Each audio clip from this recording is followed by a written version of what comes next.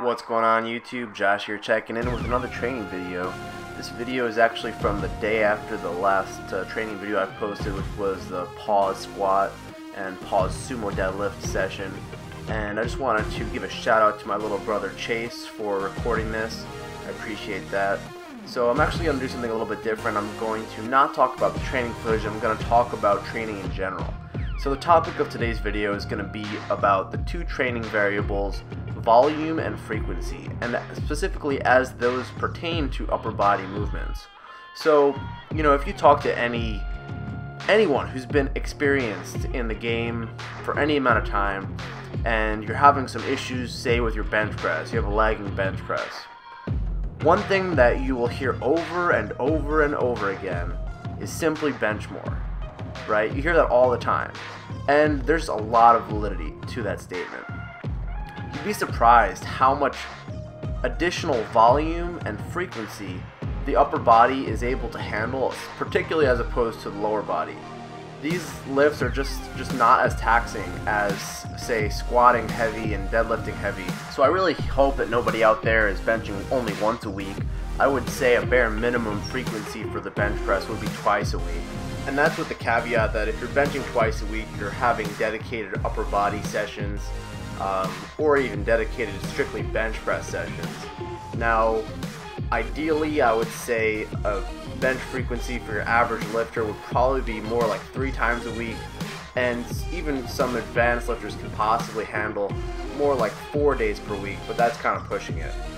Now, the other variable to consider is the volume, referring to the amount of work that you're doing each day. So let's provide the hypothetical situation where you increase your weekly frequency. So say you go from benching twice a week to 3 times per week, but you maintain your weekly volume, meaning the total number of reps that you're doing each week remains the same. Now, in this instance, the benefit to the increased frequency is simply the fact that you'll be fresher in each workout. I think we can all relate to that feeling where you've had a really long workout and it's coming to the end of the workout and you lost your steam. So by dividing up the total amount of work you're doing each week into more workouts, that essentially diminishes the chance that you'll be running out of steam, so to speak, at the end of each workout. Now, aside from that, now let's propose the idea where we're increasing volume. And one way to do it that's really nice to kind of sneak in some extra volume is to simultaneously increase your frequency and your volume. So let's just say hypothetically that each week you normally have around 50 repetitions of the bench press.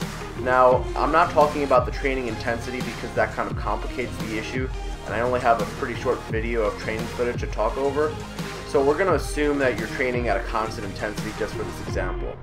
Now, if you normally say have 50 reps of the bench press each week, and you train twice a week, that's 25 per session.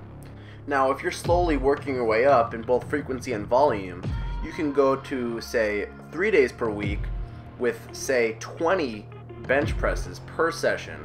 So the total amount of benching per session is actually less, but the weekly volume would be, in this case, obviously, 60 benches per week, right? So that's just like a brief example of how you can incorporate that. And then obviously, week by week, you can slowly build up your volume and ensure that you're able to recover. But I think, if you do your own programming, or if you have an opportunity to kind of customize a little bit of a program, incorporating the increased volume and frequency for upper body training will really go a very long way.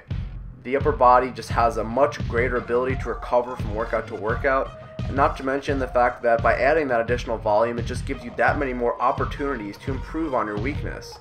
So yeah, that's basically the tip. That's basically something that I found very useful in my training that I know a lot of other individuals incorporate.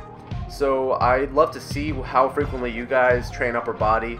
What has been your experiences with manipulating volume and frequency, and be sure to post in the comment section below. I'll catch you guys in the next video.